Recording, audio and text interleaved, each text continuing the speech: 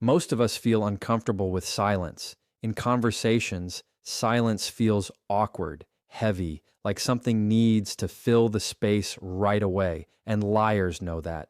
They depend on the fact that most people can't handle silence, so they rush in with explanations, stories, and distractions. But here's the thing: silence is not your weakness. It's one of your strongest tools, because when you don't rush to fill the gap, the pressure shifts entirely onto the liar. That pause you create is not empty, it's powerful. It makes them face themselves without a cushion, and liars hate that. Think about it. When someone tells you something that doesn't sound right, your first instinct is usually to respond quickly, maybe to challenge it, maybe to defend yourself, maybe to prove them wrong. That's what they expect, because if you're busy defending, you're not noticing the cracks in what they're saying.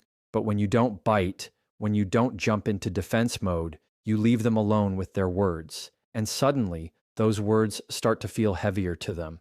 That silence is a mirror, and what they see in it is their own dishonesty staring right back at them. Liars often rehearse what they want to say. They come prepared with a polished story, or at least a version of events that sounds convincing enough. But here's where the pause works against them. They rehearse the speech, not the silence after it. They don't plan for you to just sit there calm, not arguing, not nodding, not rushing to reply. That pause throws them off balance, because now they're not in control of the flow. They can't read what you're thinking, and that uncertainty pushes them to keep talking. And the more they talk, the more the cracks show. The human brain does something interesting under pressure. When someone is lying, their cognitive load is already high. They're juggling the truth, their story, and your reaction. Add silence on top of that, and the pressure multiplies. Their brain wants relief, so they start filling the silence with more details, more explanations, more words. And that's exactly where lies unravel. They over-explain, they contradict themselves, or they add information that doesn't line up. The pause doesn't just expose the lie, it pulls the liar deeper into it until they trip over their own words. The beauty of using silence is that it doesn't require confrontation. You don't have to yell, accuse, or even call someone out directly. You just have to hold still and let the weight of their own words do the work. Silence works like a spotlight. It shines right on the liar without you having to point a finger. And what makes it even more effective is that it's unexpected. People are trained for arguments. They're not trained for stillness. That pause becomes uncomfortable, and the liar scrambles to relieve it by talking. And in talking, they reveal themselves. And here's the part most people underestimate.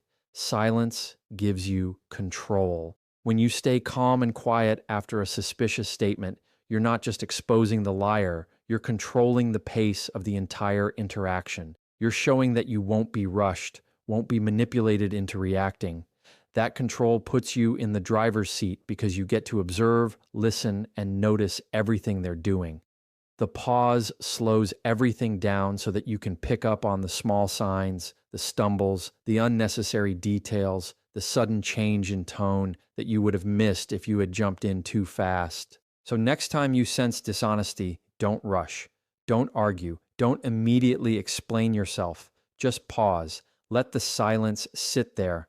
Let them feel it, and watch what happens next, because more often than not, the lie will begin to collapse under the weight of the pause itself. When someone lies, they want you to be the one carrying the burden of proof. They throw out a statement, and immediately you feel like you have to respond, defend, or explain yourself. That's how they shift the power. They put you on trial, even though they're the one twisting the truth. But here's where the trick comes in. Instead of reacting, instead of playing the game they set up, you flip it. You hand the weight right back to them with a simple question. And that reversal changes everything about the conversation. It works because liars count on you being reactive. They expect you to fight, argue, and explain. That's what gives them control. The moment you flip the question, you take that control away. Imagine someone throws out an accusation or a questionable story, and instead of defending yourself, you calmly say, "What makes you say that?" Or "Can you explain that again?" Suddenly, they're the one who has to do the heavy lifting. They're forced to repeat themselves, to explain their words, and every time they do, the cracks widen. The beauty of reversing the question is in how simple it is. You don't need a long speech. You don't need clever comebacks. Just one short, calm question puts the responsibility where it belongs, on the liar. And the best part? It doesn't sound aggressive. It doesn't invite a fight. It sounds curious, neutral, like you're genuinely asking for clarification. That's what makes it so disarming.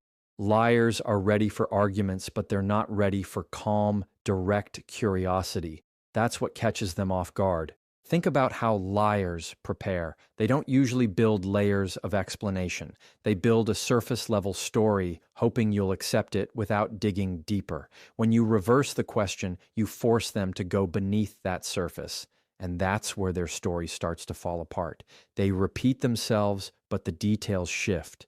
They explain again, but their tone changes. They add something new, and now it doesn't line up with what they said before.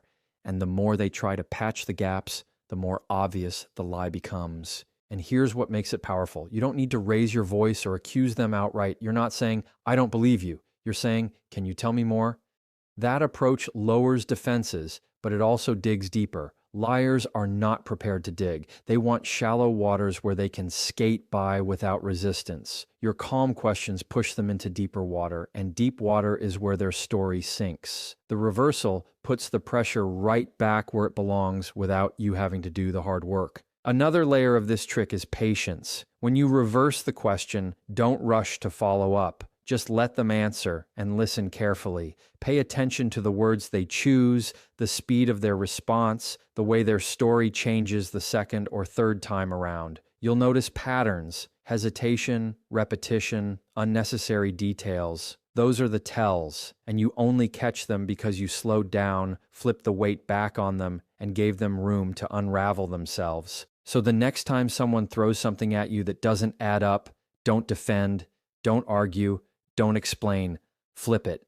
Reverse the question. Make them carry the burden of proof, and then watch as their own words start to pull the truth out into the open. Liars feed off emotion. When they throw a false story at you, what they're really hoping for is a strong reaction. They want you angry, they want you defensive, they want you worked up. Because once you get emotional, you stop listening as clearly, you stop noticing details, and you start arguing from your feelings instead of from the facts. That's the exact environment where lies thrive. But when you hold a neutral tone, when you stay calm and steady, you rob them of that power completely and shift control back into your hands. Think about the last time someone pushed your buttons. The second your voice rose, their story suddenly seemed stronger, even if it wasn't true, not because it was convincing, but because your reaction made it look like you were scrambling. Liars don't need the truth on their side when they have your emotions working against you. But neutrality shuts that door. A steady, measured voice says, "I'm not rattled, I'm not buying the performance, and I'm not stepping into the trap you've set." That calm presence speaks louder than any argument could. Here's the secret. Tone shapes perception. You could be asking the exact same question, but if you load it with sarcasm, anger, or frustration, it sounds like an attack. And attacks invite pushback. But if you ask it calmly, directly, in a neutral tone, it doesn't sound like a fight, it sounds like curiosity. That difference completely changes the dynamic. Instead of arguing with your tone, they have to wrestle with their own words. And when the words are all they have, liars start running out of room real fast. Neutrality also keeps you clear-headed. Anger clouds judgment. Defensiveness makes you miss details. But a calm tone forces you to slow down, to listen carefully, to pick up on the small inconsistencies that would slip past you in a heated moment. Staying neutral doesn't just disarm them, it sharpens you. It makes you more observant, more aware, and more in control of the pace of the conversation. And the person lying to you feels that.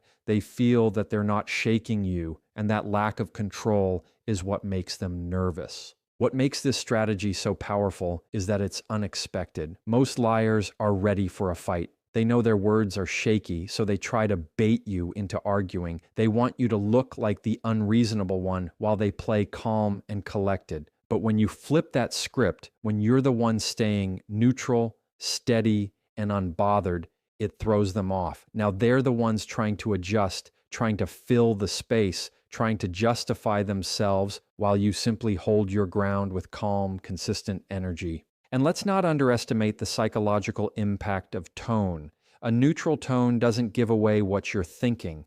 That mystery unsettles liars because they can't read if you're believing them, doubting them, or just waiting for more. They want you to react so they can gauge how safe they are.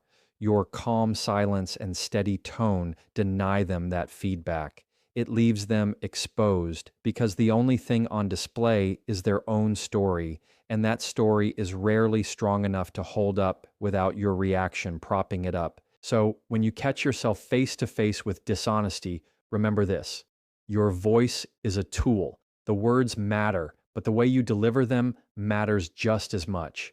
Keep your tone neutral. Keep your pace steady. Let your calm presence do the work for you.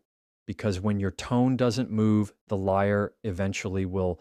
When people think of fact-checking a liar, they imagine confrontation. They imagine catching someone red-handed, pulling out receipts, calling them out in front of everyone. That's not the most effective way, because when you come at someone aggressively, they dig in, they defend harder, they get louder, and they twist their story until you're both lost in a battle of wills. But curiosity changes that. Instead of attacking, you lean in with genuine questions. Curiosity feels lighter, but don't mistake it. It's sharp, and it exposes lies faster than confrontation ever could. Curiosity works because it doesn't trigger defense. A liar expects judgment. They expect you to fight. What they don't expect is calm, genuine interest. Simple questions like, "That's interesting, can you explain that more?" Or, "How exactly did that happen?" Sound harmless, but they force the liar to give more details. And here's the problem for them: details are the enemy of lies. Lies live in broad strokes. They survive when they stay vague. But the second you push for specifics, the cracks show up and the truth starts leaking out. Think about it like this: honest people don't mind questions. If you ask them for more detail, they'll give it easily because they're drawing from reality. But liars? They have to invent as they go, and the more they invent, the harder it is to keep the story straight. Each curious question pulls another thread, and pretty soon the whole thing starts to unravel. That's the power of curiosity. It looks soft, but it cuts sharp, and the liar feels it every time they have to scramble for another explanation. The key is in the delivery. You don't ask with suspicion dripping from your voice. You ask like you really want to understand. A calm, steady tone paired with open curiosity makes them lower their guard. They think they've got room to keep talking, but really, they're just giving you more rope to work with. That's why this trick works so well, because it doesn't feel like a trick. It feels like you're leaning in, listening closely, and giving them the space to tell their story.